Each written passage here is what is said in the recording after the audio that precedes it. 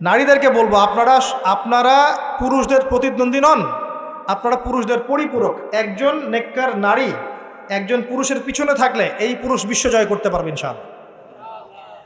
পরে আসেন নূহ আলাইহিস সালাম, তার স্ত্রী কি ঈমান এনেছিল? ঈমান আনে নাই। এখানে মনে রাখবেন, আপনি যদি ঈমান না আনেন, আকীদা ঠিক না করেন, আমল ঠিক না করেন, আপনার পরিচয়, বংশ, গোত্র, বর্ণ আপনাকে বাঁচাতে পারবে না। নূহ আলাইহিস সালামের স্ত্রী জাহান্নামে চলে গেছে, লূত আলাইহিস সালামের স্ত্রী জাহান্নামে চলে গেছে, যদিও তারা নবীদের আন্ডারে ছিলেন। আল্লাহর রাসূল সাল্লাল্লাহু আলাইহি ওয়াসাল্লাম তার মেয়ে ফাতিমা রাদিয়াল্লাহু আনহাকে বলেছেন, দুনিয়াতে যা চাওয়ার আমার কাছে চেয়ে নাও, পরকালে তোমার উপকার করতে পারছি না আমি। আর ফাতিমা রাদিয়াল্লাহু আনহা কেমন মানুষ ছিলেন আপনারা জানেন। তো আমি আমাদের মা বোনদেরকে অনুরোধ করবো, আল্লাহকে ভয় করেন, নিজের নফস ঠিক করেন, নিজের কবরের ফিকির করেন, আমল আকীদা ঠিক করেন। আপনি কত বড় আলেমের স্ত্রী, কত বড় শাইখের স্ত্রী, আপনি আপনার স্বামী কত বড় পলিটিক্যাল লিডার, কত বড় সোশ্যাল লিডার, এটার মানদণ্ড আল্লাহ দেখবেন না। আপনার ঈমান, আমল, তাকওয়া শুধু আল্লাহ পাক দেখবেন। আসেন কোরআনের পাতায় পাতায় যাই, চলেন আপনাকে নিয়ে যাচ্ছি। ইব্রাহিম আলাইহিস সালাম নাম শুনেছেন? তার স্ত্রী সারা আলাইহিস সালাম পৃথিবীর সুন্দরী নারীদের মধ্যে অন্যতম। দুজন সুন্দরী নারীর কথা এসেছে, একজন হাওয়া আলাইহিস সালাম, একজন সারা আলাইহিস সালাম। আমাদের এইসব সুন্দরী নারীদের চেয়ে হাজার গুণ সুন্দরী ছিল, অত্যন্ত সুন্দরী। খেয়াল করে দেখবেন, এই যে ইব্রাহিম আলাইহিস সালামের বংশধর যারা, তাদের চেহারা এবং সুরত কিন্তু অত্যন্ত সুন্দর। আমাদের নবী মুহাম্মদ সাল্লাল্লাহু আলাইহি ওয়াসাল্লাম প্রচণ্ড সুন্দর ছিলেন না? তার আদি পিতাকে ইসমাইল আলাইহিস সালাম না? ইসমাইল আলাইহিস সালাম ইব্রাহিম আলাইহিস সালামের সন্তান নয়? ওই দেখেন ব্লাড চলে আসছে। ইউসুফ আলাইহিস সালাম, তার বাবাকে ইয়াকুব আলাইহিস সালাম, তার বাবা ইসহাক আলাইহিস সালাম, তার বাবা ইব্রাহিম আলাইহিস সালাম, ওই যে একই লেগেসি দেখেন। তারা প্রচণ্ড সুন্দর ছিলেন। এমনকি নবী সাল্লাল্লাহু আলাইহি ওয়াসাল্লাম মেরাজের রাতে গিয়ে যখন ইব্রাহিম আলাইহিস সালামের সাথে সাক্ষাৎ করেছেন, তিনি পরে বলেছেন যে আমার শাকল, সুরত আর ইব্রাহিম আলাইহিস সালামের চেহারার মধ্যে অনেক মিল আছে, সাদৃশ্য আছে, একই রকম। আমরা কিন্তু দরুদের মধ্যেও মুহাম্মদ সাল্লাল্লাহু আলাইহি ওয়াসাল্লামের নামের পাশে ইব্রাহিম আলাইহিস সালামের নাম বলছি। তাদের উভয়ের জীবনে প্রচণ্ড মিল ছিল, একই রকম ছিল। পয়েন্টে আসেন, সারা আলাইহিস সালাম অত্যন্ত সুন্দরী ছিলেন। তিনি একাই তার স্বামীর সাথে বের হয়ে চলে গেলেন কোথায়? ওই যে প্যালেস্টাইন, যেটা এখন দখল করে রেখেছে এই জিউসরা। তার সাথে কেউ নাই, ইব্রাহিম আলাইহিস সালামের সাথে পরিবার নাই, সমাজ নাই, কেউ নাই। তার স্ত্রী আছে। একজন নেককার স্ত্রী সাথে থাকলে স্বামী বিশ্ব জয় করতে পারবে। এই জায়গায় আমি ছেলে মেয়ে সবার জন্য হেদায়েতের কথা বলছি। মেয়েরা আমাকে অনেক অভিযোগ দিয়েছে, মেয়ে নিয়ে কোনো কথা বলিনি ওয়াজের মতো। আমি এখন কিছু কথা বলে শেষ করছি ইনশাআল্লাহ। সারা আলাইহিস সালাম যখন যাচ্ছেন, একজন লম্পট রাজা, মনে আছে, লম্পট একজন বাদশা তাকে ভোগ করতে চেয়েছিল, তুলে নিয়ে কিডন্যাপ করেছে। এ সময় ইব্রাহিম আলাইহিস সালাম মাজুর ব্যক্তি, নামাজে দাঁড়িয়ে গেছেন, আল্লাহর কাছে সাহায্য চাচ্ছেন। এটাই নবীদের সুন্নাহ। কোনো সমস্যায় পড়লে নামাজে দাঁড়িয়ে যেতেন। আর আমরা এখন সমস্যায় পড়লে হাউমাউ শুরু করি, তাই না? আর এদিকে সারা আলাইহিস সালাম আল্লাহর কাছে দোয়া করছেন, আল্লাহ তুমি যদি জেনে থাকো আমি আমার সতীত্ব আমার স্বামী ছাড়া অন্য কাউকে দেই নাই, তাহলে আজকে এই জালেমের হাত থেকে আমাকে রক্ষা করো।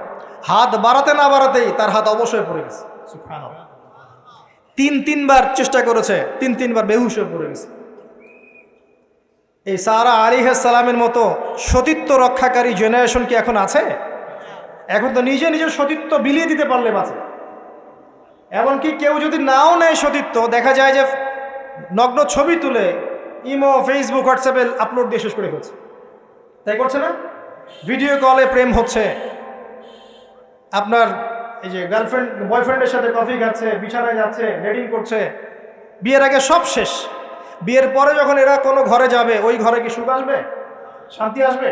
মা বোনদেরকে বলবো, আর আমাদেরকে খেয়াল রাখতে হবে, আমরা যেন আমাদের ঘরে সারা আলাইহিস সালামের মতো মেয়ে, স্ত্রী তৈরি করতে পারি। আল্লাহ পাক তৌফিক দান।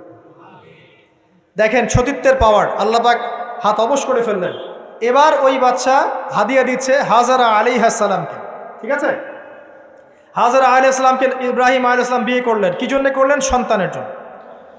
বাই দ্য ওয়ে, এখন আবার একাধিক বিয়ে যদি কেউ করে ফেলে তাকে সমাজে এবার বাঁকা চোখে দেখা হয়, তার মনে চরিত্র সমস্যা আছে। কিন্তু বিয়ে না করে বিয়ের আগে 10টা প্রেম করলে কোনো সমস্যা নেই, বিয়ের আগে 1000টা জেনা করলে কোনো সমস্যা নাই, পতিতালয় গেলে সমস্যা নাই, ফ্রি মিক্সিং গেলে সমস্যা নাই, গার্লফ্রেন্ডকে নিয়ে ঘুরতে গেলে ডেটিং করলে কোনো সমস্যা নাই। আবার বিয়ে করে ঘরে স্ত্রী থাকতেও বাইরে পরকীয়া করলে কোনো সমস্যা নেই। এগুলোকে আমরা উন্মুক্ত করছি, কিন্তু কেউ সাহস করে যদি কোনো বিধবার দায়িত্ব নেয়, কোনো তালাকপ্রাপ্তর দায়িত্ব নেয়, কোনো অসহায়ের দায়িত্ব নেয়, তাকে খারাপ চোখে দেখা। এই হলো আমাদের সাইকোলজি এখন। অথচ আল্লাহ পাক এই বিধানটা দিয়েছেন কোরআন এবং সুন্নায়। যাই হোক, তার জন্য শর্ত আছে, শর্ত পূরণ না হলে করবেন না, কখনো ফরজ নয়। কিন্তু কেউ যদি শর্ত পূরণ করতে পারে, তাকে ডিসকারেজ কেন করতে যাবে? সমাজ চেঞ্জ হয়ে গেছে। হাজরা আলাইহিস সালাম, এখান থেকে আমি আমাদের মা বোনদেরকে এবং আমাদেরকে একটা হেদায়েতের কথা বলবো ইনশাআল্লাহ। হাজরা আলাইহিস সালামের ঈমান, আমল, তাওয়াক্কুল দেখেন। তার গর্ভে আল্লাহ পাক সন্তান দিলেন ইসমাঈল আলাইহিস সালামকে। এবার আল্লাহ পাক বলছেন রেখে আসো। কোথায়? ওই মক্কায়, জনমানব শূন্য জায়গায় রেখে আসলেন। সাথে আছে সামান্য পানি, কিছু খেজুর রেখে আসছেন, এবং ইব্রাহিম আলাইহিস সালাম পিছনে হেঁটে চলে যাচ্ছেন। হাজরা আলাইহিস সালাম বলছেন আইনা তাযহাবু ইয়া ইব্রাহিম, আপনি কোথায় যাচ্ছেন হে ইব্রাহিম? আপনি আমাদেরকে জনমানব শূন্য জায়গায় ফেলে কোথায় চলে যাচ্ছেন? ইব্রাহিম আলাইহিস সালাম কিচ্ছু বলছেন না, বুকের মধ্যে পাথর। স্ত্রী সন্তানকে জনমানব শূন্য জায়গায় রেখে গেলে কি ভালো লাগবে কারো? বুকের মধ্যে পাথর, চুপ করে আছেন। এক পর্যায়ে হাজরা আলাইহিস সালাম বলছেন আপনি কি আল্লাহর আদেশে এই কাজটা করছেন? তখন তিনি বলছেন হ্যাঁ, নাম, এতটুকু বলেছেন, আমি আল্লাহর আদেশে করছি। এবার এই দেখেন, হাজরা আলাইহিস সালাম বলছেন যদি আল্লাহর আদেশে আপনি করে থাকেন, তাহলে আল্লাহ কোনোদিনও আমাদেরকে ধ্বংস করবেন না ইনশাআল্লাহ। তাওয়াক্কুল। আমি আপনাকে বুঝাই, এখানে কোনো মানুষ নাই, কোনো খাবার নাই, কোনো পানিও নাই, তারপরেও তিনি বলছেন আল্লাহ ধ্বংস করবেন না। আপনি কি বুঝতে পারছেন কি অবস্থা? এবার খাবার পানি শেষ হয়ে গেল, সাই করছেন সাফা টু মারওয়া, মারওয়া টু সাফা, শুধু এক ফোঁটা পানির জন্য। কাকে খাওয়াবেন? বাচ্চাকে। এই দৌড়টা আল্লাহ পাকের কাছে এত পছন্দ হয়েছে, কিয়ামত পর্যন্ত হজের মধ্যে আল্লাহ পাক রেখে দিয়েছেন এটাকে। আপনি সাই করছেন, এটা কার সুন্নাহ? হাজরা আলাইহিস সালামের।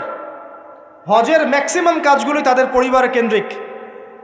জামরায় পাথর নিক্ষেপ করা, এই যে তাওয়াফ করছেন, মাকাম ইব্রাহিমে দাঁড়িয়ে নামাজ পড়ছেন, সব কিন্তু এই বংশের সাথে জড়িত। এই ইসমাঈল আলাইহিস সালাম, এই হাজরা আলাইহিস সালামের গর্ভ থেকে এসেছেন। যেমন মা তেমন সন্তান। ইসমাঈল আলাইহিস সালামকে তার বাবা মানুষ করেননি, তাকে মানুষ করেছেন তার মা। বাবা কিন্তু অনেক দূরে প্যালেস্টাইনে, মাঝে মাঝে আসেন, মাঝে মাঝে যান। কথা বুঝতে পারছেন? এরকম মায়ের গর্ভ থেকেই এমন সন্তান পাওয়া সম্ভব, যেই সন্তানকে তার বাবা বলছেন যে ইয়া বুনাই ইন্নী আরা ফিল মানামি আন্নী আযবাহুক, হে আমার সন্তান, আমি স্বপ্নে দেখেছি আমি তোমাকে জবাই করছি, ফানজুর মায়াদা তারা, তোমার রায় কি আমাকে বলো। এই বাচ্চা তখন বলছে, বাচ্চার বয়স 10, 12, 15, 16 এতটুকু হবে। সে বলছে ইয়া আবাতি, হে আমার বাবা, ইফআল মা তু'মার, আপনাকে যা আদেশ করা হয়েছে তাই করেন। সাতাজিদুনি ইনশাআল্লাহু মিনাস সাবিরিন, ইনশাআল্লাহ আপনি আমাকে ধৈর্যশীল পাবেন। যেমন মা তেমন সন্তান। মা বলেছে আল্লাহ আমাকে দেখবে, ওই দেখেন সন্তান, জবাই করে দেন, আল্লাহ আমাকে ধৈর্যশীল পাবেন ইনশাআল্লাহ। এরকম স্ত্রী ঘরে ঘরে না থাকলে আমরা কি ইসমাইলের মতো সন্তান পাবো? যে স্ত্রীগুলোকে আপনি বিয়ে করছেন তারা কি আসলে এমন? বিয়ের সময় দেখেছেন আপনি শ্বশুরের সম্পত্তি, মেয়ের সৌন্দর্য, বা পালিয়ে করেছেন, অ্যাফেয়ার করে করেছেন, এখন বিয়ের পরে হাওমাও করছেন।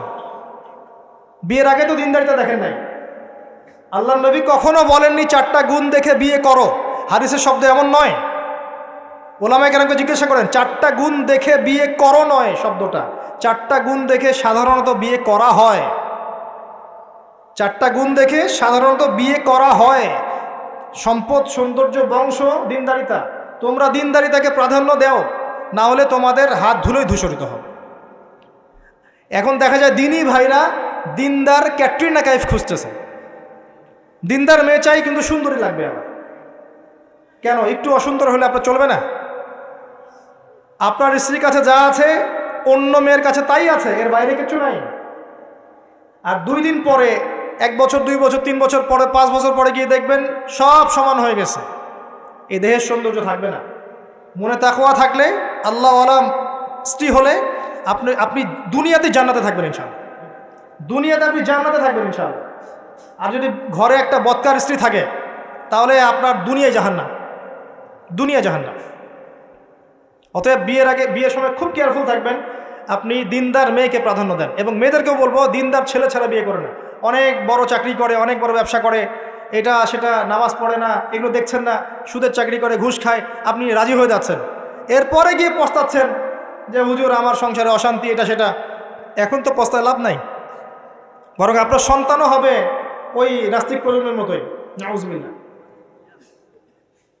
আমরা দুনিয়ার স্বার্থ খুব ভালো চিনি, দুনিয়ার স্বার্থকে ত্যাগ করে দিনকে অগ্রাধিকার দেন, আল্লাহ পাক কবুল করবে ইনশাআল্লাহ। এই হলো ইসমাইল আলাইহিস সালামের মা, তিনি যেমন সন্তান তেমন এখানে আমাদের জন্য আদর্শ আছে। এখনও যদি আমরা দিনের বিজয় চাই, প্রত্যেক পরিবারের কর্তাকেও হতে হবে ইব্রাহিমের মতো আলাইহিস সালাম, প্রত্যেক পরিবারের সন্তানদেরকে হতে হবে ইসমাইলের মতো আলাইহিস সালাম, প্রত্যেক পরিবারের মা বোনদেরকে হতে হবে হাজরা সারার মতো, তবে আদর্শ পরিবার হবে ইনশাআল্লাহ। আল্লাহ পাক আমাদের সবার পরিবার এমন করে দিন, আল্লাহুম্মা আমিন।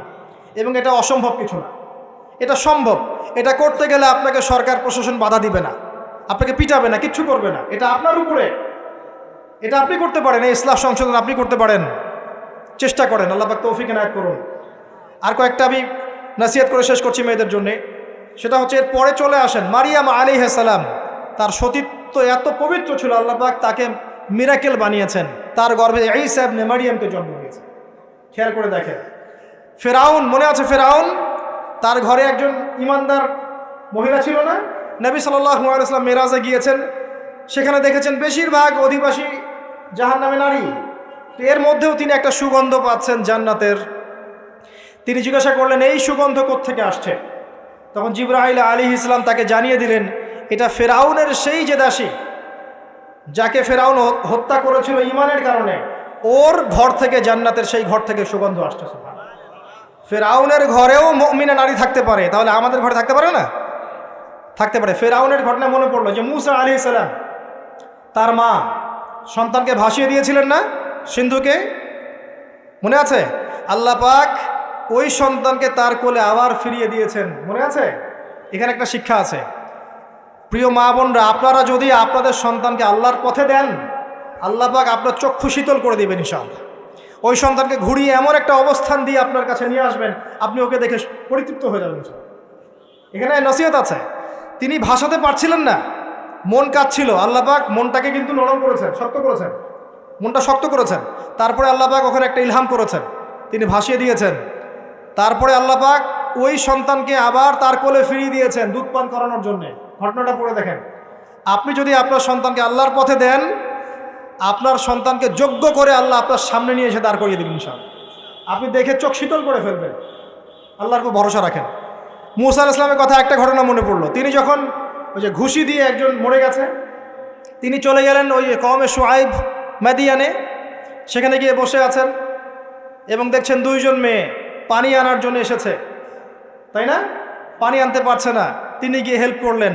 এই মেয়ে দুটো গিয়ে শুআইব আলাইহিস সালামকে বললেন যে হুয়া রাজুলুন কাওয়িউন আমিন, একজন ব্যক্তিকে দেখেছি সে খুব কাওয়ি, শক্তিশালী এবং আমিন, বিশ্বস্ত। শুআইব আলাইহিস সালাম পাঠালেন তাকে ডেকে নিয়ে আসো। এবার এই যে মেয়েটা হেঁটে হেঁটে আসছে, এদিকে মুসা আলাইহিস সালাম গাছের আড়ালে বসে দোয়া করছেন, রব্বি ইন্নী লিমা আনজালতা ইলাইয়া মিন খায়রিন ফাকির। এই মেয়ে হেঁটে হেঁটে এসে মুসা আলাইহিস সালামকে বলছেন, আমার বাবা আপনাকে ডাকছেন। এই মেয়েটার হেঁটে হেঁটে আসাটাকে আল্লাহ পাক সূরার মধ্যে বলেছে যে এই মেয়েটা লাজুক পায়ে হেঁটে হেঁটে এসেছে। কিভাবে? লাজুক ভঙ্গিতে সে হেঁটে হেঁটে এসে বলেছে, আমার বাবা আপনাকে ডাকছেন। কথা বুঝতে পারছেন? এই লজ্জাশীলতা এখনকার মেয়েদের মধ্যে আপনি আমাকে দেখান। এই লাজুক ভঙ্গিতে হেঁটে আসা মেয়েদের যে হাঁটাটাও পর্দা, মেয়েদেরকে কে বুঝাবে হাঁটার মধ্যেও পর্দা আছে? কে বুঝাবে যে গলার ভয়েসে পর্দা আছে, চোখের চাহনিতে পর্দা আছে? একটা মেয়ে সব কিছু ঢেকেছে, মনে করেন চোখটা ঢাকে নাই, এই চোখ দুটো দেখেই একটা ছেলে তার প্রেমে পড়তে পারে। একটা ছেলে হিসেবে বলছি, এটা সম্ভব। একটা হাতের কবজি দেখে আপনি একটা মেয়ের প্রেমে পড়তে পারেন, ভালো লাগতে পারে, সম্ভব। মেয়েদেরকে আল্লাহ পাক এত সুন্দর করে সৃষ্টি করেছে। আল্লাহ পাকের সবচেয়ে শ্রেষ্ঠ সৃষ্টি হচ্ছে মেয়েরা। মানুষ তো অবশ্যই, তারপরে মেয়ে মানুষ। এই নারী আপনার হয় জান্নাতের মাধ্যম হবে, অথবা আপনার জীবনের সবচেয়ে বড় ফিতনা হবে। কারণ নবী সাল্লাল্লাহু আলাইহি ওয়াসাল্লাম বলেছেন, আমি পুরুষদের জন্য মহিলাদের চেয়ে বড় কোনো ফিতনা রেখে যাচ্ছি না।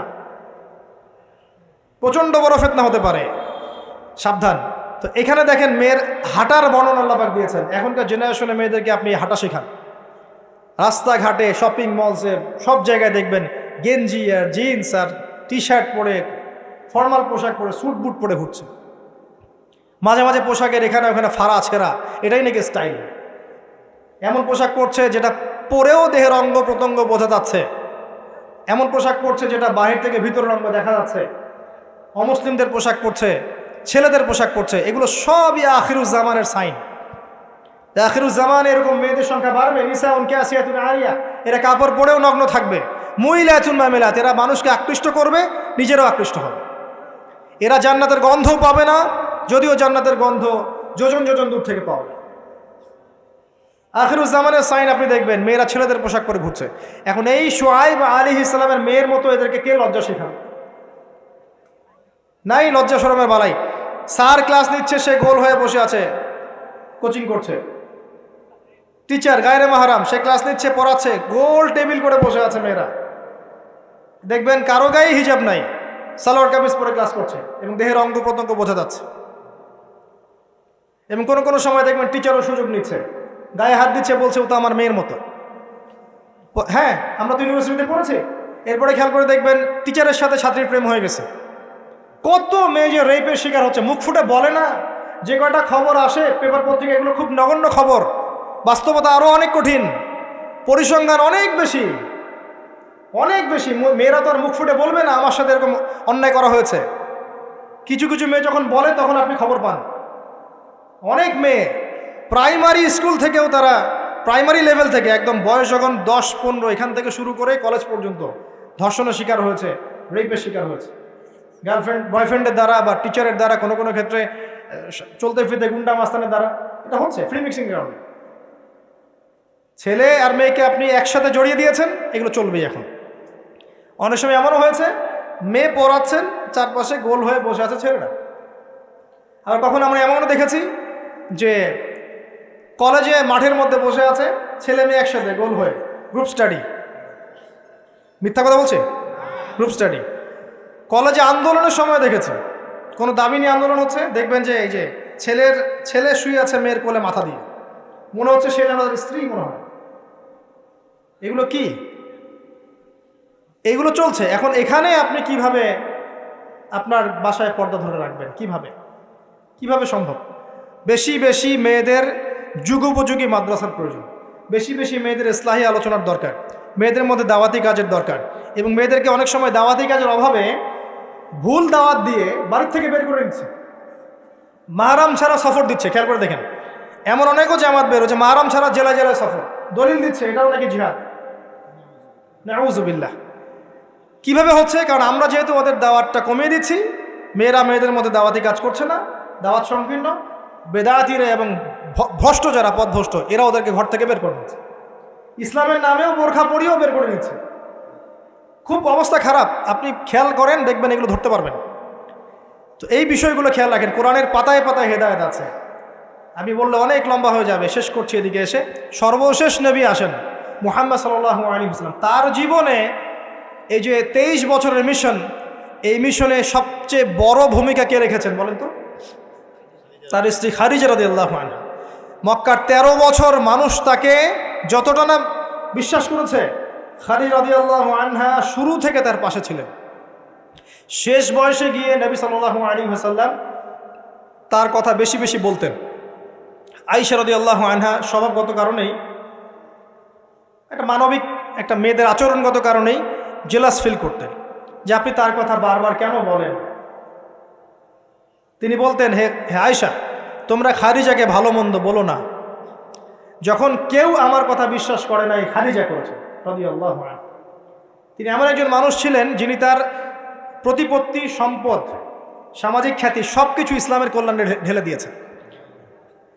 হেরা গুহায় নবী সাল্লাল্লাহু আলাইহি ওয়াসাল্লাম যখন বসে থাকতেন, তিনি গিয়ে খাবার পানি দিয়ে আসতেন। হেরা গুহায় একবার উঠে দেখেন কত উঁচু, কত কষ্ট। আমরা যুবক বয়সে উঠতে পারবো না, এখন সহজ। তারপরেও কষ্ট আছে। এখন না হয় সহজ, ওই সময় কি সিঁড়ি ছিল?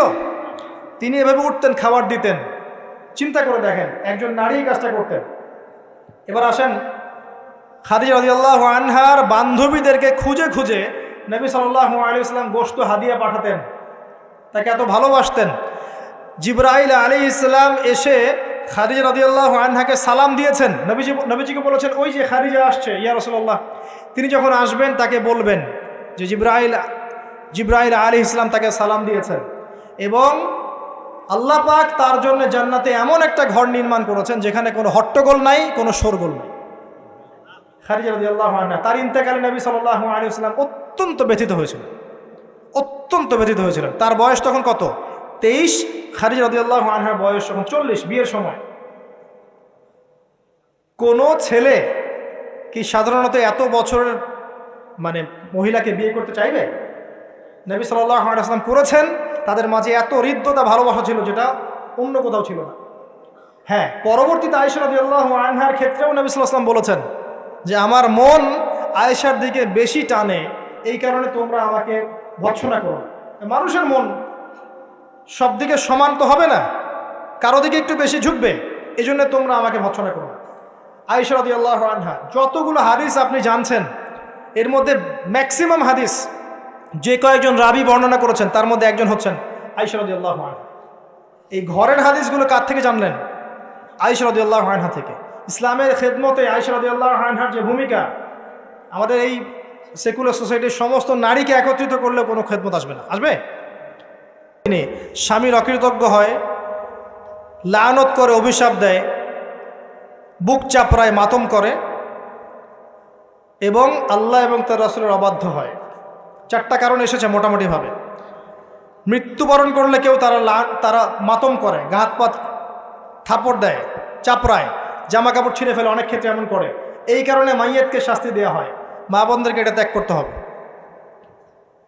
এরপরে স্বামীর অকৃতজ্ঞ হয়, স্বামী সারা জীবন যদি তার জন্য কাজ করে, তার জন্যে তার ভরণ পোষণের ব্যবস্থা করে, একদিন যদি কোনো কিছু ভালো না পায় বলে বসে সারা জীবন তোমার কাছে কিছুই পেলাম না,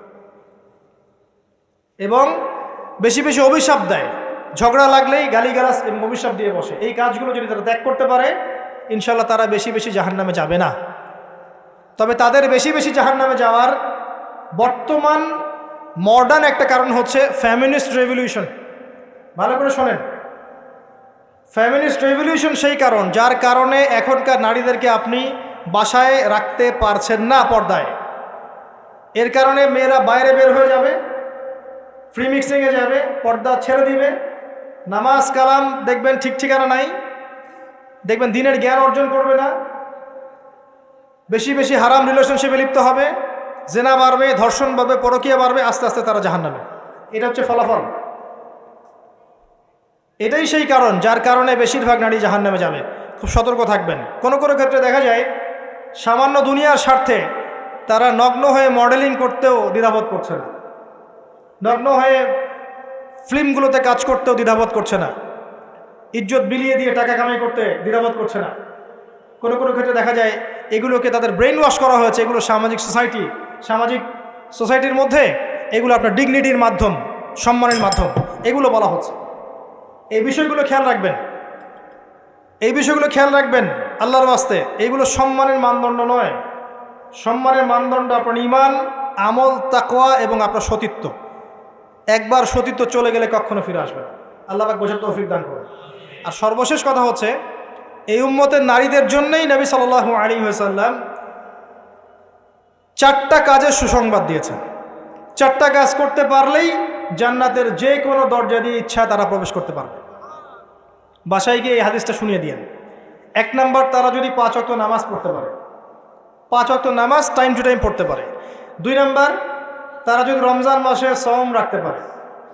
3 নাম্বার, তারা যদি লজ্জাস্থানের হেফাজত করতে পারে, মানে পর্দা করতে পারে। এখানে আমি খাস পর্দা বোঝাচ্ছি, ডিজিটাল পর্দা বোঝাচ্ছি না, খাস পর্দা বোঝাচ্ছি। পোশাক এমন হবে না যেটা পরলে শরীরের কাঠামো বোঝা যায়, এমন পোশাক চলবে না। পোশাক এমন হবে না যেটা পরলেও বাহির থেকে ভিতরের অঙ্গ দেখা যায়। পোশাক এমন হবে না যেটা অমুসলিমদের সাথে সাদৃশ্য আছে। আর পোশাক এমন হবে না যেটা পুরুষদের পোশাক। তারা যদি তাদের লজ্জাস্থানকে হেফাজত করতে পারে। আর 4 নাম্বার, যদি স্বামীর আনুগত্য করতে পারে। এই 4টা কাজ যে নারী করতে পারবেন, ইনশাআল্লাহ জান্নাতের যে কোনো দরজা দিয়ে ইচ্ছা প্রবেশ করতে পারবেন ইনশাআল্লাহ তাআলা। আমরা পারিবারিক ক্ষেত্রে স্বামীদেরকে অনুরোধ করব, আমাদের অনেক দোষ আছে, স্বামী ভাই পিতাদেরকে অনুরোধ করব যে মেয়েদেরকে ছোটবেলা থেকে পড়াশোনা শেখায়। কন্যা সন্তান হলে মুখটা কালো করার দরকার নাই, তারা আমাদের বোঝা নয়, বরং তারাই দেখবেন ওমর, খালিদ, ওসমান, আলীর মতো সন্তান জন্ম দেবে ইনশাআল্লাহ আযজা ওয়া জাল। তাদের গর্ভ থেকেই সন্তান জন্ম হবে ইনশাআল্লাহ। সন্তান মেয়ে হলে মুখটা কালো করার প্রয়োজন নেই। আমরা ওদেরকে দিন শিক্ষা দিব, উপযুক্ত পরিবেশ দিব, নিরাপত্তা দিব, নিরাপদ পরিবেশে দিন শেখার ব্যবস্থা করব। এটা আমাদের উপর দায়িত্ব। তাদেরকে সম্পত্তির অধিকার দিতে হবে, এটা আমাদের উপর দায়িত্ব। জুলুম করা যাবে না, তাদের উপর জুলুম করা যাবে না। তাদের ব্যাপারটা ফিতরতটা হচ্ছে তারা একটু বক্র হবে, তাদের ফিতরত, তাদের চরিত্র স্বভাব হচ্ছে তারা একটু বক্র হবে, এটাকে মেনে নিয়েই চলতে হবে। ফিতরত এটা ওদের, তারা বক্র হবে, আপনাকে আমাকে মেনে নিয়েই চলতে হবে। আল্লাহ পাক তৌফিক দান করুন। এটা এই জায়গায় শয়তান এসে সুযোগ খুঁজবে, এই জায়গায় শয়তান এসে সুযোগ খুঁজবে, এখানেই সবরের পরিচয় দিতে হবে। আল্লাহ পাক তৌফিক দান করুন। তাদের দিন শিক্ষা নিশ্চিত করার পর আমলের এখতিয়ার দিতে হবে। সারাদিন ওদেরকে দুনিয়ার কাজে ব্যস্ত করে রাখবেন না। আমরা ওদের উপর যত কাজের চাপ দিয়ে রাখি, এই কাজগুলো করার পর আমল করার ওদের ফুরসত থাকে না। কাজের চাপ কমিয়ে দেন। এতগুলো তরকারি কেন রান্না করতে হবে? 1-2টা করলেই তো এনাফ। সময় দেন, ওদেরকে সময় দেন। প্রতি বেলায় কেন চুলায় হাঁড়ি চলাতে হবে? নবী সাল্লাল্লাহু আলাইহি ওয়াসাল্লামের তো বাড়িতে 3 মাস কখনো চুলাই জ্বলে নাই, পরপর 2 বেলা তিনি কখনো পেট ভরে খাননি। আমাদের প্রত্যেক বেলায় কেন এত রান্না করতে হবে? ওদেরকে এত ব্যস্ত রাখবেন কেন? সময় দেন, পড়াশোনা করতে দেন, তালিম করতে দেন। 1 বেলা রান্না করেন, 3 বেলা খান। ওরা এত মার্কেটে ঘুরবে কেন? আমরা কি মরে গেছি নাকি? আমরা মাসের বাজার করে দেব, 1 মাসের বাজার আগেই করা শেষ, বাসায় থাকো, মাসের বাজার করে ফেলবে। রমজান আসছে, রমজান আসার আগেই সব শপিং শেষ। রমজান মাস আসার আগেই রমজান এবং ঈদের সব শপিং শেষ করে ফেলেন। যতটুকু সামর্থ্য আছে এটা দিয়েই করেন। রমজান মাস পুরো ইবাদতে কাটাবেন ইনশাআল্লাহ। ঘন ঘন মার্কেটে যাবেন না, বাড়ির মা বোনদেরকে এত মার্কেটে যেতে দিবেন না, বাসায় রেখে দিবেন। এত প্রয়োজন নাই তো আমাদের। বাসায় পরিবেশটাই মূল কথা। আমরা ওদের উপর অনেক জুলুম করে ফেলি, ওদের প্রতি ভ্রুক্ষেপ করি না। দেখবেন নিজের স্ত্রীকে ভালো লাগে না, সারাদিন বাইরে যে মুভিজ দেখতে দেখতে, পর্নোগ্রাফি দেখতে দেখতে এবং ফ্রি মিক্সিং চলতে চলতে নিজের স্ত্রীর চেহারা আর ভালো লাগে না। বিয়ের আগে যে 10টা প্রেম করে আসছে, এখন স্ত্রীর চেহারা ভালো লাগবে কেমন করে? হ্যাঁ, স্ত্রীর দিকে তাকাই না, ভ্রুক্ষেপ করে না। আবার আমাদের স্ত্রীদেরকেও দেখবেন অনেক সময় দেখা যায় যে বাইরে যাওয়ার সময় সাজুগুজু করে একাকার, স্বামীর জন্য কখনো সাজবে না। সাহাবায়ে কেরাম রাদিয়াল্লাহু আনহুম আজমাইন বাসায় ঢুকতেন, জিহাদের মাঠ থেকে ফিরতেন, দাওয়া দিয়ে ফিরতেন, আহলান সাহলান দাঁড়িয়ে থাকতেন স্ত্রীরা, আহলান সাহলান সুন্দর করে সেজে থাকতেন, পরিপাটি হয়ে থাকতেন। স্বামী আসতো, হাতে চুমু খেতেন, জড়িয়ে ধরতেন, হৃদ্যতা ভালোবাসা বাড়ত। একই প্লেটে খাবার খেতেন, বড় প্লেট ছিল, একসাথে খাবার খেতেন, মহব্বত বাড়ত। খাইয়ে দিতেন, হাতে খাইয়ে দিতেন, মহব্বত বাড়ত। কোলে শুয়ে কোরআন তেলাওয়াত করতেন, মহব্বত বাড়ত। নবী সাল্লাল্লাহু আলাইহি ওয়াসাল্লাম সেখানে কামড় দিতেন যেখানে আয়েশা রাদিয়াল্লাহু আনহা কামড় দিয়েছেন, মহব্বত বাড়ত। এরপরে সময় দিতেন পরিবারে, দিয়ে তারপরে তার অন্তরঙ্গ সম্পর্কে যেতেন। নবী সাল্লাল্লাহু আলাইহি ওয়াসাল্লাম স্ত্রীর সাথে দৌড় প্রতিযোগিতা করেছেন, চাঁদ দেখেছেন। এখানে দেখবেন আপনি যাচ্ছেন ঘরে, স্ত্রী আপনার দিকে তাকায় না, আপনিও তার দিকে তাকান। ও সাজেন আপনার জন্য, আপনিও কেয়ারও করেন না। আপনিও বসে গেলেন ফেসবুক এই যে নিয়ে, স্মার্টফোন নিয়ে মুভিজ দেখা, ও মাশাল্লাহ ওরটা গোদাগুদি শুরু করুন। কেউ কারোর সাথে সম্পর্ক নেই। 1 বছর যাইতে না যাইতেই বিয়ের ভালোবাসা মহব্বত সব শেষ। অথচ আল্লাহ পাক বলেছিলেন যে আলা বাইনাকুম মাওয়াদ্দাতা ওয়া রাহমা। এই হৃদ্যতা ভালোবাসা যদি জীবন্ত না করতে পারি, আমাদের পরিবারগুলোর মধ্যে কাঠামো ঠিক থাকবে না। এবং এইসব পরিবেশে যে বাচ্চা কাচ্চারা বড় হবে, এরা আগামী দিনে উম্মার হাল ধরতে পারবে না। মুহাম্মদ সাল্লাল্লাহু আলাইহি ওয়াসাল্লাম মানুষকে ভালোবাসতেন, কারণ ছোটবেলা থেকে তাকে ভালোবাসার পরিবেশে বড় করা হয়েছে। উমর রাদিয়াল্লাহু আনহু খুব কঠোর ছিলেন, কারণ ছোটবেলা থেকে তাকে কঠোরতার মধ্যে মানুষ করা হয়েছে। এই বিষয়গুলো মানুষের উপর প্রভাব বিস্তার করে। আমরা আমাদের মা বোনদেরকে রিকোয়েস্ট করব, 5 ওয়াক্ত সালাত ঠিকঠাক মতো আদায় করবেন। আপনারা সুযোগ করে দিবেন, দ্বীনি শিক্ষায় শিক্ষিত হবেন, মাদ্রাসার সাথে সম্পৃক্ততা রাখেন, মহিলাদের তালিমি হালাকা করেন, তাদের মাঝে দাওয়াতি কাজ করেন, পর্দার দিকে খেয়াল রাখেন। স্বামীদেরকে অনুরোধ করব, ভাইদেরকে বলবো এবং আমি সন্তানদেরকে বলবো, মায়ের, বোনের, স্ত্রীদের দিকে খেয়াল রাখেন, তাদের দিন শিক্ষা নিশ্চিত করেন, তাদের পর্দা নিশ্চিত করেন, তাদেরকে দিন শেখান, বোঝান। আল্লাহ রাব্বুল আলামিন ইনশাআল্লাহ জান্নাতি পরিবার গড়ে দিবেন। এই পরিবারগুলো দিয়ে যখন সমাজ গঠিত হবে, এই সমাজ দেখবেন ইনশাআল্লাহ তাআলা একটা আলোকিত সমাজে পরিণত হবে ইনশাআল্লাহ আযজা ওয়া জাল।